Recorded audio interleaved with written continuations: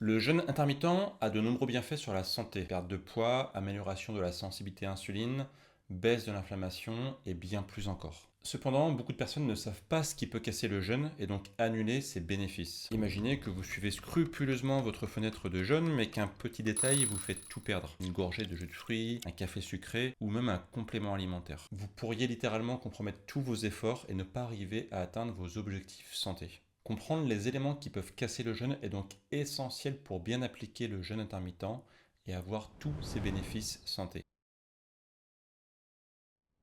Le principe du jeûne est simple, c'est ne pas avoir d'apport calorique pendant une certaine durée pour déclencher des processus métaboliques. Donc dès que vous suspectez la présence de calories dans ce que vous souhaitez consommer, eh bien vous pouvez vous dire déjà que ça va casser votre jeûne. Mais pour être plus spécifique, voici les éléments à bien surveiller pendant votre jeûne intermittent.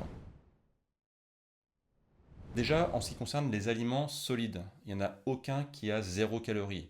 Donc bien sûr, lorsqu'on pratique le jeûne intermittent, il ne faut rien consommer de solide. Attention aussi aux boissons caloriques comme les jus de fruits, les smoothies, les sodas.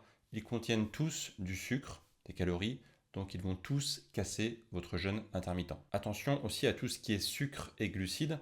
La moindre présence de sucre ou de glucides va déclencher une sécrétion d'insuline et donc par définition cela va casser le jeûne intermittent. Par exemple, un café avec du sucre suffit largement à casser le jeûne. En ce qui concerne les protéines et les graisses, ils vont aussi tous faire sécréter de l'insuline, surtout les protéines d'ailleurs. Donc là aussi, on peut se dire basiquement pas de protéines et pas de graisse, même si on va voir qu'on va un petit peu pondérer ça par la suite. Pour certaines boissons, c'est souvent très mal compris. Donc on va faire un petit point pour que tout le monde soit bien clair sur le sujet. En ce qui concerne l'eau, bien sûr, il n'y a aucun problème. L'eau ne contient pas de calories, ne contient pas de sucre. Donc c'est OK pour l'eau, qu'elle soit plate ou pétillante. C'est d'ailleurs une très bonne idée de continuer à bien s'hydrater pendant le jeûne pour ne pas avoir de problème d'hydratation, ce qui peut souvent arriver chez les débutants. On me pose aussi souvent la question du citron qu'on va mettre dans l'eau pour lui donner du goût par exemple. Alors pour le citron dans l'eau, il y a deux cas possibles.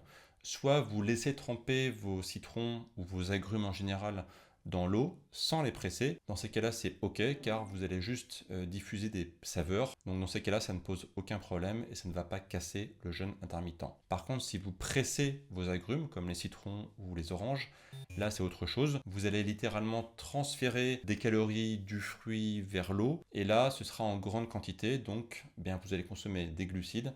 Donc ça va faire casser le jeûne intermittent. Pour les personnes qui consomment du vinaigre de cidre, que j'ai souvent conseillé dans mes vidéos, aucun souci, le vinaigre de cidre ne contient pas de calories, donc il ne casse pas le jeûne intermittent. Pour le café et le thé, bien sûr sans sucre, là aussi aucun problème.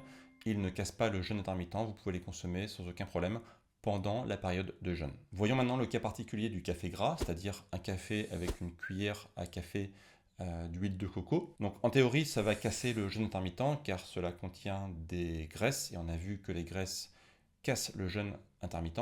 En pratique, c'est un peu différent. Si vous êtes notamment dans une stratégie de perte de poids, alors la consommation d'une cuillère à café d'huile de coco ne va pas changer grand-chose et peut même vous aider en fait à faire durer le jeûne intermittent plus longtemps, grâce notamment au MCT, donc les huiles à chaîne moyenne qu'il y a dans l'huile de coco. Ça va vous apporter un petit boost d'énergie et donc ça peut vous faire durer le jeûne intermittent un peu plus longtemps. Donc on va dire que dans ces cas-là, les bénéfices l'emportent sur les inconvénients. Donc pour ceux qui veulent perdre du poids, c'est OK. Par contre, pour ceux qui veulent juste faire un jeûne, on va dire dans un but thérapeutique ou pour avoir les bénéfices santé, dans ces cas-là, on va éviter le café gras et juste se contenter d'un café noir, ce sera déjà très bien. Ensuite, on a le cas particulier des boissons avec édulcorants comme les boissons light ou les boissons avec 0 calorie. Alors par définition, ces éléments ne contiennent pas de calories, donc on pourrait se dire que c'est OK. En pratique, c'est un peu différent parce que juste le fait d'avoir du goût sucré dans la bouche peut, chez certaines personnes,